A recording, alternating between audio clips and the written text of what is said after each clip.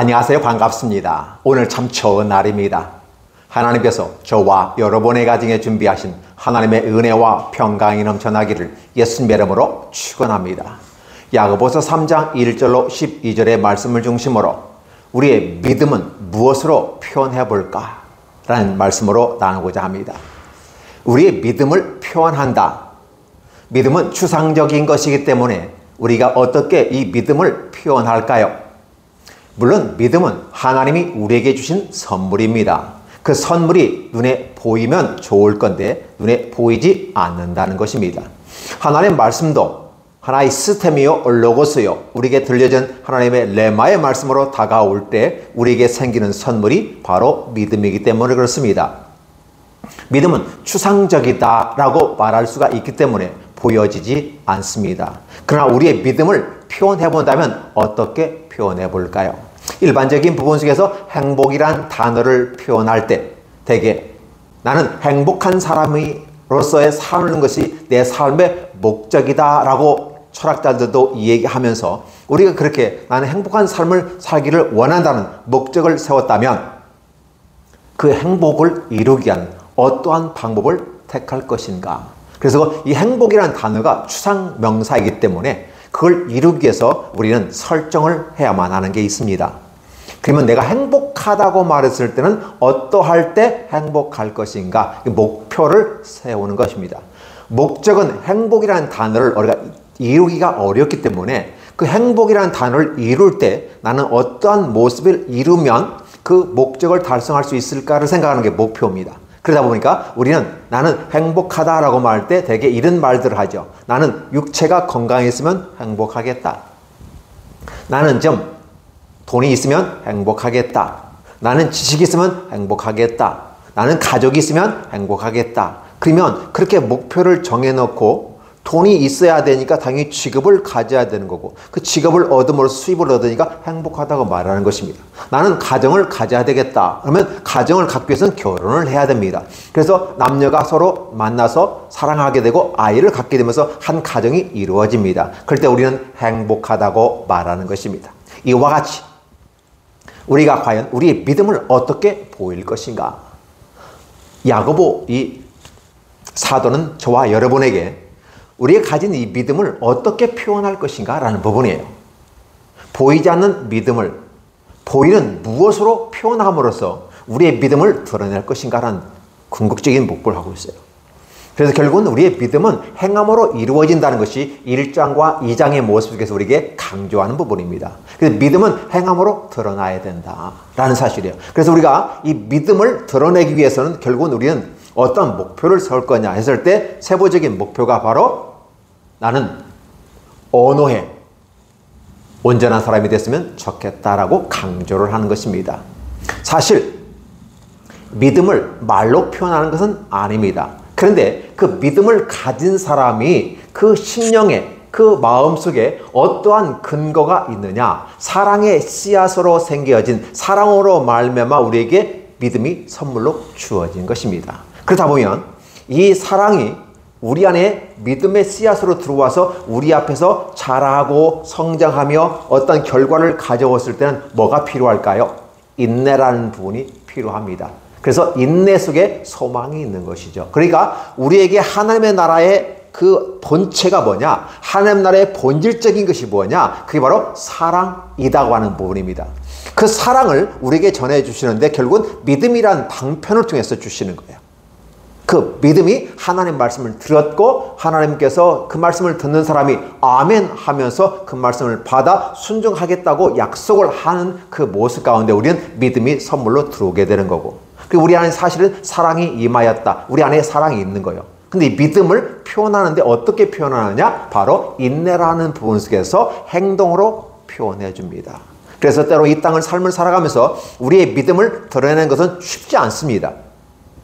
그래서 우리의 삶에 힘들고 어려운 부분이 동반할 수 있습니다.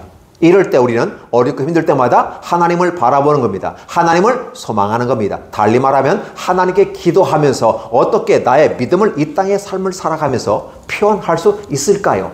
하나님 가르쳐 주세요. 내가 어떻게 하나님의 사랑을 나타낼까요? 라고 말하는 것입니다.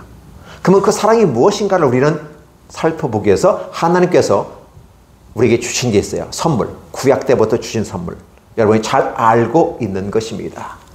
그래서 구약의 사랑과 신약의 사랑, 하나님 사랑과 인간 사랑. 사실은 이 십계명에는 하나님 사랑과 인간 사랑이 이미 하나의 모형으로 주어졌는데 그것이 과연 십계명이 사랑이라는 사실에 관심을 가지지 아니하고 그 영혼, 그 정신세계가 빠져버렸어요. 그래서 영혼 없는 몸이 죽은 것 같이라는 말과 같이 하나님이 주신 십계명 안에는 하나님의 사랑이라는 그 정체성이 빠져버리고 껍데기만 율법이란 문자 해석으로 집착하다 보니까 실제적인 부분 속에서 영혼 없는 몸이 죽은 것 같이 우리가 율법주의에 매달려 살아가면서 그 율법이 그들에게 생명을 주는 것처럼 이 얘기를 한다는 거죠. 왜냐하면 하나님이 준 율법이니까. 그러나 그 율법에 뭐가 빠졌습니까? 사랑이 빠졌습니다. 이것이 이스라엘 사람들에게 하나님이 알려주시는 거예요. 그래서 구약에서 힘들고 어려운 삶을 살아가는 많은 사람들이 왜 그렇게 힘든 삶을 살아가는가 했을 때 바로 사랑이 빠졌구나. 하나님의 사랑이 빠졌구나. 그러니까 그 사랑의 모습을 잃어버리니까 결국 어때요? 죽은 몸이니까. 죽은 몸은 어떻게 돼요? 사실은 아무것도 느끼지 못하는 거거든요. 근데 이 땅의 삶이 곤고해지는 거죠. 우리의 영혼이 하나님을 떠나서 육체 가운데 살고 있기 때문에 우리가 힘들어지는 것은 아닙니까? 그렇다 보면 오늘 하나님의 주신 말씀 속에 무엇이 빠졌다? 사랑이 빠졌다. 그래서 사랑을 다시 우리에게 복원시키기 위해서 하나님은 우리에게 믿음을 주셨는데 그 믿음이 들어오면서 사랑이 동반되어서 우리에게 들어옵니다. 그런데 그 들어온 사랑을 어떻게 표현하느냐는 거예요. 어떻게 행동을 하느냐는 거예요. 그 첫 번째가 우리에게 주어진 게 바로 혀입니다. 그 귀는 들어서 하나님의 말씀을 들어서 믿음이 우리한테 들어온 하나의 통로가 됩니다. 육신의 귀가 하나님의 말씀을 듣고 우리의 마음의 영혼의 마음이 작동하게 됩니다. 그리고 사랑이 우리 안에 나도 모르는 사이에 들어오게 됩니다. 우리가 인지하지 못한 상태에서 하나님의 사랑이 들어오게 되고 그러면 그 들어왔다는 사실을 알리기 위해서는 결국은 행함으로 표현하는데 언어가 가장 가깝다는 겁니다. 왜냐하면 나라는 존재가 나의 생각과 나의 마음을 표현하는데 우리가 혀로 표현하기 때문에 그렇습니다. 그래서 오늘 성경 보면 이렇게 말합니다. 많은 사람들은 세상에서 선생 되기 원합니다. 이 선생이라는 개념은 티처라는 말을 쓰겠지만 사실은 성공자, 리더자라는 표현을 바꾸면 더 쉽게 이해할 수 있습니다. 요즘 말로 말하면 선생 되지 말라라는 말이 너무 합리적인 것 같아요. 왜냐하면 갑질하는 학부모들이 많아서 선생님들이 그 선생님들은 선한 선생님입니다. 강한 선생님 같으면 치고받고 나가겠지만 되게 자살하고 못 견뎌서 인생을 포기하는 선생님들을 보면 마음이 부드러운 사람들이고 오히려 우유부단한 그런 모습도 없지 않아 있다고 볼 수 있을 정도로 강하지 못해요. 그냥 단지 사랑으로만 표현해 보려고. 그 선생님들이 자살하는 사건들을 우리는 언론 매체에서 얼마나 많이 보는지 그리고 그로 말미암아 이제 이게 잘못됐구나. 학생의 인권을 강조하는 것도 중요한데 인권의 권리만을 주장하는 게 책임도 주장해야 되겠구나 라는 사실을 우리는 다시 한번 이제서야 비로소 깨닫는 거죠. 아니 이미 깨달았습니다. 그런 것 올 줄 뻔히 알고 있어요. 그러면 그런 걸 예방하기 위한 보충적인 것이 함께 동반되어야 되는데 꼭 피상적인 한 가지만을 강조하면서 학생 인권을 옹호하고 학생의 인권을 대단히 중요한 거지만 그러나 일방적으로 주장하게 되면 교권이 침해가 된다는 사실은 뻔히 알면서도 우리는 방관했습니다. 방임했습니다. 무관심했습니다. 드디어 문제가 터지기 시작하니까 그 문제를 해결하는 것처럼 정치인들이 마치 그걸 해결하는 것처럼 그래서 우리가 한 표가 필요하다고 말하는 것처럼 느껴지지만 사실은 웃기는 거죠. 그럼 또 다른 차원에서 보면 교권조차도 어떻게 돼요? 일제 폭력과 일제 압제 속에서 우리는 선생님들도 수없이 맞았어요. 학교에서부터 줄바닥 맞기 시작한 것도 있습니다. 선생님들이 무진장하게 학생들을 때렸어요. 그러면 그 선생님들은 어떻게 돼요? 그 매맞은 학생들은 어떻게 해요? 그 학생들은 나중에 어떻게 됩니까? 내가 졸업하면 지금은 힘이 없으니까 나와서 내가 너 죽이겠다고 말하는 학생들도 있었어요. 이런 것들을 바라보면 어떠한 것 하나를 옹호한다는 것이 옳은지는 아닙니다. 그러나 기본적인 부분에서 이 사유 속에서 선생님이란 위치는 부정적인 의미에서 선생님이 아니라 긍정적인 의미에서 선생님을 얘기합니다. 근데 그 선생님은 성공자요, 리더자이고 모든 사람이 존경과 권위의 상징이 바로 선생님입니다. 근데 성경에서는 뭐냐면 내 형제들아 너희는 선생된 우리가 더 큰 심판을 받는 줄 알라. 그러니까 사도로 선택받은 자신들이 더 큰 심판을 받을 줄 알고서 사도이기 때문에 존경과 사랑으로 막 열망하면서 그렇게 딱 달아오는 것처럼 선생이 많이 되려고 하는 사람들이 많았어요. 근데 오히려 선생이 되지 말라고 얘기합니다. 왜 그럴까요? 선생은 우리들의 모습 속에서 다가오는 것들. 뭐 어떤 모습이 있을까요? 좀 어려운 부분이 많이 있습니다. 어떤 게 어려울까요? 선생의 높은 곳에 올라가고 존경의 대상이 되면 될수록 말을 많이 합니다. 어디 가든지 좀 성공한 사람, 앞선 사람, 리더는 늘 말을 할 수 있는 기회가 주어져요. 그런데 말을 많이 하다 보면 좋은 얘기도 많이 하지만 거의 실수가 나타나는 경우가 있습니다. 그러니까 만일 많은 말을 해서 존경과 사랑의 대상이 되는 건 좋은데 말을 많이 하다 보니까 실수가 나오게 돼요. 그럼 본의 아니게 나옵니다. 왜? 인간이기 때문에 그러거든요. 그리고 그 실수는 어디서 옵니까? 바로 자신의 마음속에 숨겨진 모습 속에 드러나요. 사실 사랑이란 마음으로 우리가 얘기를 하면 실수가 나오지 않아요. 그런데 우리의 사랑은 하나의 보이는 모습 가운데 남을 속이기 위한, 아니 보여주기 위한 사랑으로 머물러 있다면 반드시 그 사람은 실수하게 됩니다. 그래서 마울에게 만일 실수가 없으면 그 사람은 온전한 사람이다. 이 온전한 사람이라는 개념이 뭘까요? 바로 수없이 자기 자신을 사랑으로 훈련하고, 그러니까 믿음의 사람이라는 정체성 속에서 믿음의 사람은 이러한 삶을 살아가는 것은 마땅한 것이다 하면서 자기를 훈련시키는 자기 조절 능력을 가진 사람을 바로 온전한 사람이라고 말할 수가 있는 것이죠. 그래서 이 말에 실수가 없으니까 우리는 우리 몸을 통제할 수 있다. 여기서 우리의 몸도 굴레를 씌우느니라 라고 했을 때 바로 우리 몸을 통제할 수 있다라는 부분입니다. 그래서 우리 몸을 우리가 통제한다는 게 참 어색한 거죠. 그러면 기본적인 부분 속에서 우리가 동물들을 바라보자. 우리가 말들을 그때 당시에는 이제 어떤 문명이 발달되지 못했고 자동차 같은 게 없었잖아요. 말들에 의해서 가축들에 의해서 운송수단으로 썼던 거기 때문에 또 정복을 할 때 말을 씁니다. 그리고 그 말들의 입에 재갈을 물리는 것은 뭐 하기 위해서? 사람에게 복종하고 순종하게 만드는 것이다. 그래서 딱 고삐를 하면 결국은 어떻게 돼요? 이 코에다 이 고삐를 하거나 재갈을 물리고 하면요, 말이 꼼짝을 못 하는 겁니다. 딱 잡으면 그대로 움직이고 가라면 가고, 이게 부분이에요. 이게 그 등치 큰 말들이 사람을 태우고 얼마든지 달리고 하는 건 좋은데 빨리 가면 갈수록 빨리 정지하는, 스탑하는 방법도 배워야 되거든요. 그래서 말들의 입에 재갈을 물리는 것이에요. 그래서 큰 말을 물린다. 이런 표현을 쓰는 거죠. 그와 같이 오늘도 우리들의 말들의 재갈을 물리는 것처럼 오늘 우리들의 혀에 재갈을 물렸으면 좋겠다는 겁니다. 그런데 성공자들은 입에 어떤 그 놀림에 있어서 자연스럽습니다. 무한한 말을 하게 되는 것입니다. 절제된 말을 하면 참 좋습니다. 근데 절제된 말을 넘어서서 이제 하지 않아야 될, 피할 것은 피하고 알릴 것을 알려야 되는데 피할 것은 피하지 않고 알리지 말아야 될 것을 알리는 상황이 발생하는 됩니다. 그런 문제가 발생해요. 그래서 또 한 번 강조합니다. 여러분 배를 보십시오. 크고 광풍에 밀려간 그 배 한번 보세요. 지극히 큰 거 아닙니까? 그런데 그 큰 배도 뭘로 잡아낼 수 있다? 키로 잡아낼 수 있다. 그 사공, 파일럿이 원하는 방향으로 얼마든지 작은 키로 조절할 수 있다. 물론 큰 배는 키가 2개 정도 된다고 하는데 결국은 조절하는 거에 의해서 간다는 거죠.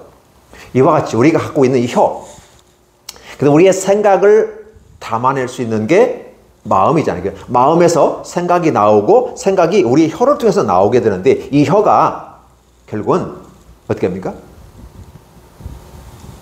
표현의 방법이잖아요. 하나의 수단이거든요. 그러면 결국은 우리 안에 뭐가 숨겨져 있는지를 우리는 잘 몰라요. 그런데 이 혀를 통해서 나오는 것을 통해서 보면 우리 안에 뭐가 숨겨져 있는지를 알아요. 자, 보시기 바랍니다. 혀도 작은 기체로 돼 큰 것을 자랑한도다. 그러다 보니까 자랑이라는 말 속에서 부정적인 의미가, 자랑이라는 부분은 사실은 남이 나를 칭찬하고 그렇게 해야 되죠. 근데 스스로가 자기를 드러내고 자랑하는 그 모습 가운데 어떻게 되느냐? 자기를 더 자랑하고 나 더 탁월하고 위대하다고 말하는 거죠. 이 위대하다는 것은 주변의 사람들이 나를 사랑하고 인정하고 그걸 받들어 주면서 오랜 시간 동안 보여지는 그 가운데 주어지게 권위, authority가 주어져야 되는데 그게 아니고 권력으로 가려는 그런 모습도 표현해야 되는 거죠. 그러다 보니까 어떻게 해야 돼요? 그 혀가 불같은 역사로 나타난다. 혀는 생각을 표현하지만 좋은 모습도 드러나지만 악한 모습도 드러나는데 그 악함이 불이라는 거죠. 이 불이라는 단어가 부정적인 의미에서 많은 나무를, 많은 숲을 태운다고 해서 이 부정적인 부분 속에서 혀는 곧 불이요. 불의의 세계라 이렇게 얘기하지만 사실 혀는요. 뭐에 조정됩니까? 그 사람의 생각에. 그 생각을 조정하는 게 뭐예요? 마음이에요. 그 마음에 뭐가 있어야 돼요? 사랑이 있어야 돼요. 그럼 사랑으로 말미암아 마음이 작동하고 생각이 발동하게 되면 그 혀라고 하는 이 기관을 통해서 우리에게 나타나는데 긍정적인 의미에서 동기부여를 주고 희망을 줄 수 있는 말이 되기도 합니다. 그때는 혀는 불이 아니죠. 굉장히 지금 야고보는 혀에 대해서 부정적인 의미가 굉장히 강하게 나타나요. 그래서 이걸 잡으면 성공하고 잡지 않으면 우리는 패한다라고 강조하고 있습니다. 혀는 잡아야 된다라는 개념보다는 통제해야 된다. 조절과 통제가 돼야 되는 것이죠. 그래서 때로 브레이크 잡을 때 잡고 또 엑셀을 밟아서 앞으로 갈 땐 가게 만드는 것이 이 혀라는 거죠. 긍정적인 의미에서는 동기부여하고 희망을 줄 수 있고 역량 강화를 하면서 그 임파워먼트 강화시키는 게 대단히 중요한 거 아니겠습니까? 불의적인 부분, 부정적인 부분 속에서는 어때요? 말 한마디로 말하면 개망신을 당하게 되고 말 한마디로 말하면 사기꾼이 되고 말 한마디로 말하면 완전히 마치 불이 모든 숲을 태워버리는 것처럼 자신의 인생을 태워버릴 수도 있더라는 사실입니다. 그래서 우리 지체주생 온몸을 더럽히게 되고 삶의 수레를 불사른다. 이게 지금 문학적인 표현인 거죠. 온몸을 더럽히고 삶의 수레라는 말은 뭐예요? 내 인생의 수레가 있잖아요. 굴러가는 이 모든 것들이 처음부터 끝까지 쭉 아름답게 가야 되는데 그건 말 한마디 잘못해서 인생이 파탄난다는 거죠. 그 사라는 것이 지옥불에서 나고 있다라는 거죠. 근데 지옥은 결국은 어디서 나오느냐라는 거죠. 우리들의 마음속에 두 가지의 모습이 있는 거죠. 긍정적인 마음과 부정적인 마음이 있고 그래서 우리들의 마음이 하나님께서 우리에게 사랑의 모습으로 선물을 주면서 믿음이라고 하는 하나의 통제 기능을 주어요. 우리가 지금 말하는 대로 자초자, 프로이드가 말한 대로 자초자가 있잖아요. 자라고 한 이 마음과 초자라는 게 있어요. 그럼 자는 어떻게 돼요? 자연인으로서 욕정을 따라, 내 욕심을 따라 우리의 삶의 어떤 필요를 따라서 요구하게 되는 거죠. 근데 요구하는 것은 대단히 욕구는 중요한 거지만 과도한 욕구가 되는 욕망이 되고 그러한 것들은 결국은 우리를 망가뜨릴 수 있을 때 바로 초자가 조절하면 된다라고 말하는 것이고 성욕도 굉장히 사랑스럽고 아름다운 생산을 만들어가는 성욕이지만 과도하게 나갔을 때는 브레이크를 잡을 수 있는 초자가 있어야 된다는 강조를 하게 되는 거죠. 그러면 저와 여러분에게 하나님은 프로이드가 말하는 이 초자 대신 준 게 뭐라고 그랬습니까? 믿음이라는 키를 준 거예요. 여러분은 초자가 보입니까? 안 보이잖아요. 그 도덕성이라고 말할 수도 있고 하나님이 주어진 우리에게 양심이란 것이 초자 역할을 하는데 그 양심마저도 오염돼 버리면 기댈 게 없어요. 이 세상에 어떤 양심을 기대할 수 있을까요? 없습니다. 양심에 털 났다는 말을 쓰잖아요. 양심이 털이 나나요? 어떻게 양심에 털이 나요? 그건 털이라는 개념은 짐승의 개념을 갖고 있고 양심에 털 난 사람은 짐승과 같은 생각을 하고 짐승과 같은 행동을 하고 언어를 사용한다는 걸 강조하는 것이잖아요. 그래서 오늘 저와 여러분들에게 바로 이 부분을 얘기하는 거죠. 우리는 우리들의 마음속에 이 두 가지 모습, 하나는 선한 마음과 악한 마음이 있었다라는 거죠. 그 이 악한 마음을 우리가 조절하고 통제 기능을 갖고 있는 것. 그 통제를 하기 위해서 결국은 하나님께서 우리에게 준 게 믿음이고 그 믿음을 드러내기 위해서 통제 기능으로 감당하는 게 뭐예요? 혀라는 거죠. 근데 믿음을 가졌음에도 불구하고 이 키를 제대로 사용하지 못하고 자연의 속성을 따라 말을 하게 된다면 결국은 어떤 것이 나와요? 자연인의 어떤 속성들이 욕망이 드러나게 됨으로써 결국은 내가 믿음을 가졌는지 안 가졌는지도 모르게 되더라는 거죠. 오늘 저와 여러분들에게 이 믿음이라는 것은 바로 그 키 역할을 감당하고 있다. 근데 이 키가 대단히 중요하다. 생각해 보세요. 하나님께서 우리에게 모든 짐승을 관리하고 다스리고 주관하라고 그랬습니다. 여러 종류의 짐승과 새와 벌레와 바다 생물들 다 사람이 길들일 수 있다라고 표현합니다. 못하는 게 없다는 거예요. 호랑이조차도 우리는 길들이잖아요. 코끼리도 길들이고 세상에 존재하는 어떠한 것도 길들이지 못하는 건 없어요. 결국 우리는 동물원에 가보면 사육사기에서 길들이게 되고 훈련 조련사기에서 길들이는 거 아니겠습니까? 그런데 문제는 혀는 다르다. 능히 다스릴 사람이 없다. 쉬자는 악이요 죽이는 독이 가득한 것이라 라는 거죠. 누구에게 악이고 독이냐는 거죠.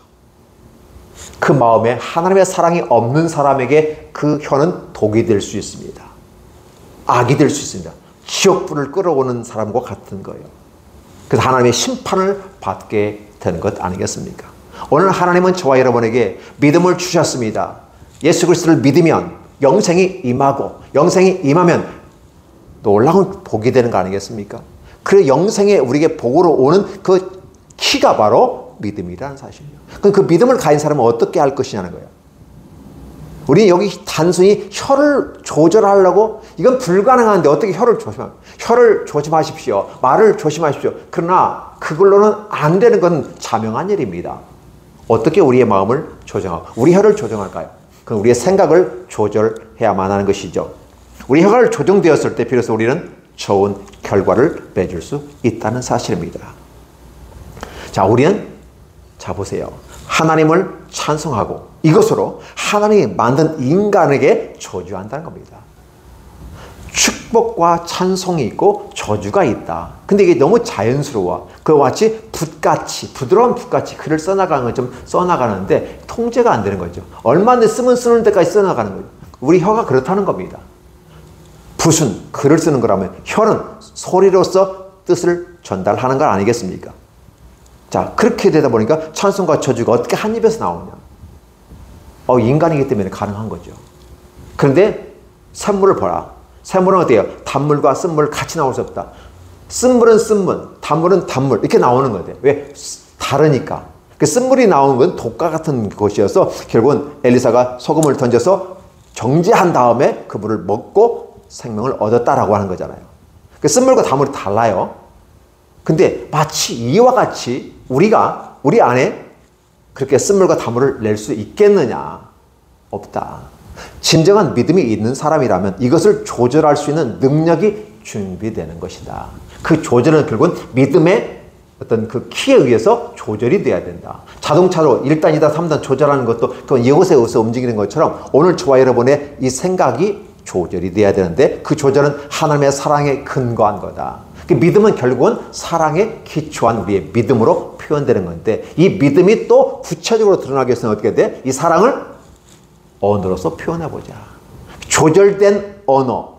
믿음의 언어로 말미암아 조절된 언어는 우리의 믿음을 드러나게 하고 존귀하게 만들어가는 것이다. 그래서 이런 일이 쉬운 것은 아니어서 우리는 재갈을 머리고 어떤 통제를 하고 훈련을 하는 거죠. 그래서 인간 사회에서 결정하는 게 뭐예요? 교육을 통해서 인간을 제대로 만들면 좀 고급스러운 인간이 만들어지지 않겠냐라고 해서 교육의 목적을 세워가는 것이죠. 교육학에서는 그렇게 얘기합니다. 교육을 통해서 사람을 만들어 보자. 근데 교육을 통해서 사람 만들어지나요? 그렇지 않죠. 교육을 더 받고 더 많이 공부한 사람들이 더 사기치고 더 앞에서 험난한 일들을 하고 더 많은 사람들을 피해를 주는 것 아니겠습니까?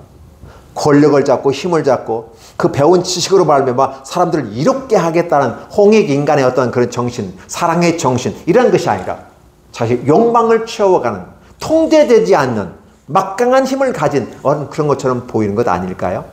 언어도 똑같은 것입니다. 그래서 마지막 12절에 이렇게 표현합니다. 형제들아, my brothers. 이게 바로 이렇게 할 때마다 야고보의 마음속에 사랑이 넘치는 겁니다. 내 이 뜨거운 사랑으로 너에게 다시 한번 권면하는데 어떻게 무화과나무가 감람나무에 맺고 포도나무가 무화과를 맺겠느냐. 이 같은 것은 어렵다. 짠물이 단물을 내지 못한 건 분명한 거 아니냐. 그럼 결국은 어쩌자는 건데요. 어쩌자는 건데. 오늘 저와 여러분들이 여러분의 마음속에 하나님의 사랑을 기억해 달라는 거예요. 우리가 에덴 동산에서 하나님의 사랑을 잃어버리고 에덴 동산의 에덴의 오른쪽으로 동편으로 쫓겨났잖아요. 그때 우리가 잃어버린 정신이 있어요. 그게 바로 사랑의 정신이에요. 그 사랑을 다시 회복하는 건데 그 사랑은 무엇에 의해서 임한 걸 안다? 믿음으로 말미암아. 하나님의 말씀을 들을 때 우리가 그 사랑을 알게 돼. 그 믿음이라는 단어는 결국은 사랑이 우리에게 들어왔다는 징표예요. 안에 있는 사랑이 들어와 있고 믿음이란 하나의 추상적인 것이 보여지지만 이게 뭘로 드러난다? 행동으로 드러나는데 행동은 구체적으로 무엇으로부터? 입으로부터 시작하는데 입은 곧 혀를 얘기하는 거죠. 그렇게 함으로써 우리 혀를 잘 관리하는 것이 아름답다.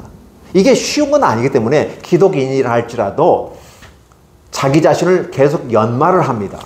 어떤 수련을 합니다. 세상에 많은 수련과 연마가 그 개념이 아니라 하나님의 사랑에 푹 빠지게 되고 성령에 충만해지면 내 입에서 악한 소리가 나올 수가 없습니다. 왜냐하면 넘치는 것이 바로 사랑에 의해서 넘치기 때문에 나오는 것마다 다 사랑으로 표현되게 해요. 근데 우리는 때로 이런 사랑이 넘치는 것보단 우리 욕망과 욕정과 세상의 자랑들이 우리를 밀려오고 세속적인 것들이 우리를 밀고 와서 그 자리를 차지하게 될 때는 교회 안에서 입으로는 하나님을 얘기하면서 행함으로는 그렇지 못한 이스라엘의 구약의 역사를 바라보고 하나님이 그렇게 경고하는데 그들은 하나님을 떠난다. 배부르고 등 따스면 하나님을 떠난다. 첫 번째, 배부르고 등 따스면 하나님을 떠납니다. 하나님 없이도 밥 먹고 살 수 있다라고 생각하면 그들은 하나님을 떠나게 된다는 것이 하나님의 기정사실로 신명기에서 31장에서 얘기하고 있는 모습들을 바라보는 거죠. 그리할 때 하나님의 말씀을 다시 한번 너희가 기억하고 들어라. 그래서 오늘도 우리가 야고보서를 얘기하지만 신명기 31장에 그 얘기하는 거예요. 너희가 적과 꿀이 있는 땅에 들어가게 되면 풍성한 삶으로 내가 너희를 먹이고 이끌어갈 거다. 내가 너희를 양육할 거다. 그런데 너희가 등 따숩고 배부르면 죄에 짓는데 그 죄가 바로 여호와를 떠나는 데서부터 시작해서 이웃을 학대하고 이웃을 착취하면서 나아가게 될 거다.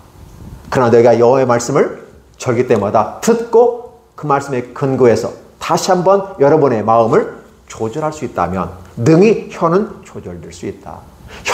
보이는 혀를 잡으려고 하지 말라.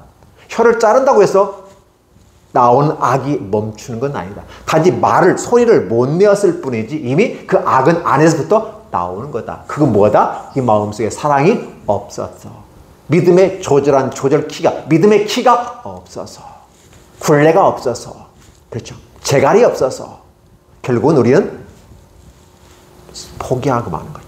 내 인생의 삶의 수레를 태워버리는 악순환이 우리에게 펼쳐진다는 걸 얘기합니다. 그래서 당신이 믿음이 있습니까? 여러분이 믿음이 있습니까? 라고 묻는 거죠. 믿음이 있다면 그 믿음의 키를 잘 성해서 여러분의 마음속에 사랑이 묻어나서 그 사랑으로 말미암아 말을 하게 되고 갈 때는 하나님의 백성으로서 믿음 있는 사람으로 믿음을 드러낼 수가 있다. 그 첫 번째 출발점이 언어다. 그래서 언어 사용은 그 사람의 믿음을 얘기하는 것이고 그 사람의 현 주소를 얘기하는 것이고 그래서 결국은 뭐예요? 열매가 익어가는 것처럼 오늘 저와 여러분이 풍성한 열매가 맺어지는 것이죠. 언어로 말미암아 풍성한 언어가 맺어지고 좋은 덕담과 축복이 하나님을 찬양하며 인간을 사랑하는 이러한 언어 표현들이 대단히 중요하다. 그래서 무화과나무는 무화과나무 열매 맺고 감람나무는 감람나무, 포도나무는 포도나무 열매를 맺은 것 같이 오늘 우리는 그 합당한 열매를 맺는 거다. 따라서 그 나무는 무엇으로 안다? 열매로 안다. 달리 말하면 오늘 저 가지고 있는 이 믿음의 사람, 기독인이라고 하는 크리스찬이라고 하는 그리스도인이라는 이 아름다운 이름을 가졌다면 합당한 열매를 맺으십시오. 포도나무가 포도 열매 맺는 건 당연한 것처럼 오늘 기독인이라고 하는 사람들이 기독인으로서 합당한 열매를 맺어나가는 것이 바로 아름다움이 아니겠는가. 그 사람이 곧 믿음의 사람이다. 자기 기능을 충실히 하는 사람이다 라고 말하고 있다는 사실입니다. 따라서 믿음을 가진 저와 여러분들은 하나님의 말씀을 더 사랑하고 그 말씀 중에서 사랑이 풍성하게 그 사랑이 풍성하라는 다른 표현을 쓰면 성령 충만해져서 우리의 언어를 조절할 수 있다.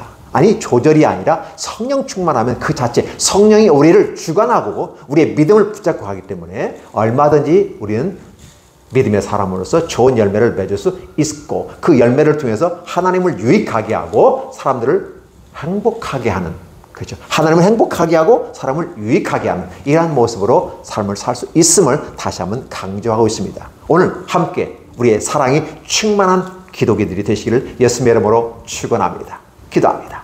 하나님 아버지 감사합니다. 고맙습니다. 우리 모두를 축복하시고 인도해 주셔서 우리의 삶을 바르게 이끌어 주시옵소서. 세상적인 방식의 조절 방식이 아니라 하나님의 사랑으로 말미암아 우리의 충만하게 지게 하시고 이 사랑이 존재한다는 그 키가 바로 믿음이란 사실이고 이 믿음을 실현하고 보이기 위해서는 때로는 인내하며 참고 견디는데 우리 하나님의 사랑을 실천해 나가는 아름다운 모습으로 하나님 축복해 주시옵소서. 말씀을 전하는 저와 이 말씀을 듣는 우리 모두가 하나님 앞에서 아름답게 사랑으로 충만해서 표출되는 아름다운 하나님의 언어의 모습들 속에서 그리스도의 장성한 분량이고 그리스도의 향기가 되고 그리스도의 편지가 되게 하시고 놀라운 하나님의 나라가 이 땅에 임하는 그 현장이 되게 하여 주옵소서. 우리의 마음속에 귀한 사랑을 주셔서 그로 말미암아 우리가 조절될 수 있도록 하나님의 힘을 주옵소서. 믿음의 키가 더 분명하고 정확하게 성령의 붙들림 받은 믿음의 키를 작동하는 자들이 되도록 축복해 주옵소서. 예수님의 이름으로 축복하며 기도하옵나이다. 아멘.